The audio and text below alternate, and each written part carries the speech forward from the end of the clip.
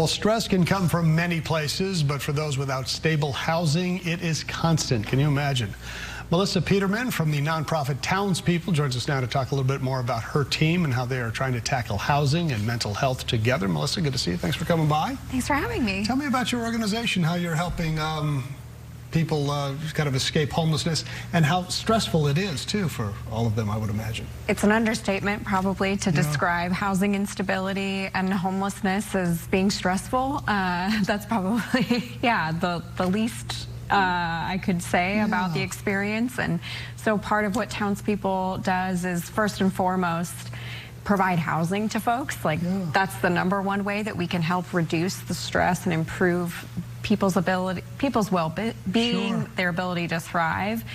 But we don't stop there, and we provide services to folks in coordination with numerous providers around the county, but also ourselves. We've got on-staff case managers who are well-trained. We've got a licensed clinical social worker, but we're able to partner with clinics and some non-traditional providers too, like the National Conflict Resolution Center. Well, tell me about that. Tell me about a little bit more about the stress that somebody is going through and how you can kind of help them overcome it. Are there different kinds of stress, and how debilitating can that be? Yeah, I mean, I think of my day-to-day life, and I'm very, I'm in a privileged position, but it's really stressful to think about, how you're going to take care of your family and make it to work and then come home and do it all over again.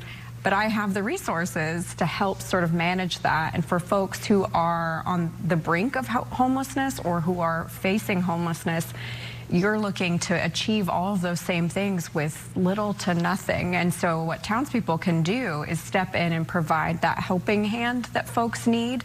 So we can provide transportation assistance so folks can make it to their job if they're worried about, making ends meet, if they're not going to be, their car breaks down and this is the way that they're going to be able to sustain their housing. We can help with that. Is there an example, maybe somebody you're thinking of, they were on the streets and they kind of got in touch with you, and I don't know if you give them housing first or you help them with a job or kind of, and you take them from the streets to maybe their own apartment or something? Have you seen that transition? So many times. How does that work?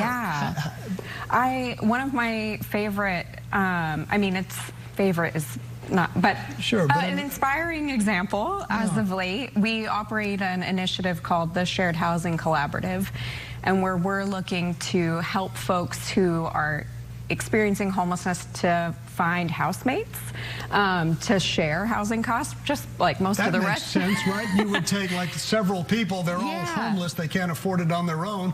Most of us have had roommates in the past, and you put them together. And is it hard to get a landlord to maybe rent a 1-bedroom or a 2-bedroom to a group of folks who are homeless at the time, and are they concerned this might not be the right fit? Once we get in front of property owners and we're able to talk to them about the services that we offer and the ways that we can help them with their bottom line as well as support a community need, we find that a lot of property owners are really interested in being part of this work. Do you help them find a job too? It just really depends on the situation that folks are facing. The example that I was thinking of, we had a single dad who had a young daughter who they'd been living in their car, and we helped them to find a shared housing situation. So they're now living in Vista with another single dad and his daughter sharing a 2-bedroom apartment. Terrific. That's a success right there. Exactly. And so not only do they have built-in supports from each other, living together, having that same life experience, but then we can also step in and make sure that they're on track to meet the goals that they have for themselves and their daughters. For people who want to learn more about Townspeople, is there a website? Absolutely. We are at townspeople.org. If people are interested in learning more, please maybe donating. check us out. All right. Melissa Peterman. Thanks, Melissa. Thanks for coming by. Thank you so much.